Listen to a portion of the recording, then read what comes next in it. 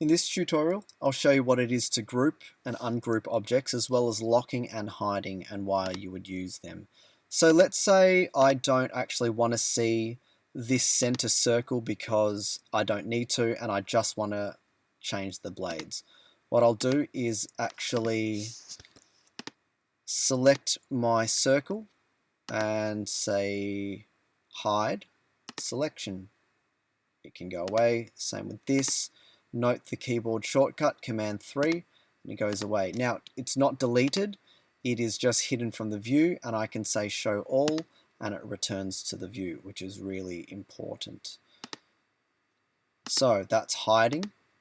Another way you can hide, I guess, is if you create a new layer, you select the object, you can move it to another layer, and you can turn that off if you wish to do so, if that's how you do your workflow.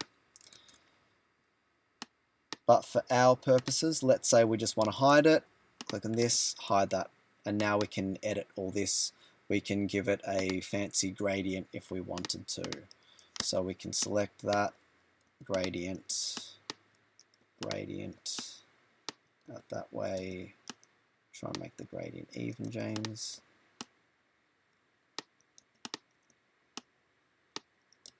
Okay, so if we bring it back into view, that's what we've got. Now, how to group objects.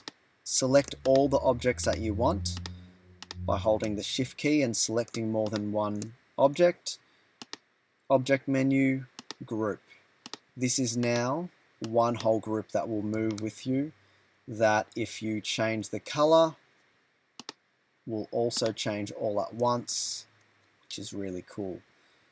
You can go object, ungroup at any time to ungroup things and piece it apart, which is fine. What you can do as well, if you have grouped, and take note of the keyboard shortcut, Command G, is in previous tutorials I have entered isolation mode. And what that means, if I double click this now, you'll see that the outline, well, the outer rim as well as that circle is grayed out, and not only is it grayed out, I can't actually touch it.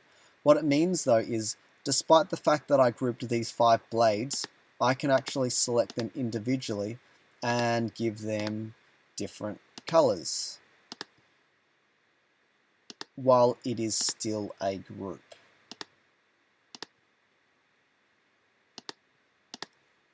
So I can double click to get out of it, or press escape, or press the arrow to get out of isolation mode. All works. So despite the fact that it is a group, I can still double click and change things without having to ungroup. Easy. So we've covered hiding, selecting our object, Command 3, hiding, and bringing it back, Command Option 3, comes back. We've looked at grouping, and now what we're going to do is look at locking.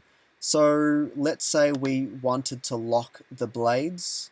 We've already grouped it. We can go Object Menu, Lock, Selection, and that locks it. I can no longer touch it, and I can just edit this to my heart's content however I want. And when I'm ready to do so, unlock all. Now bear in mind that unlocking all, at the moment I've got my middle column selected. If I say unlock all, that's actually going to not only unlock all, but it's going to select everything that was previously locked. So we can deselect that. So grouping, unlocking, hiding, done.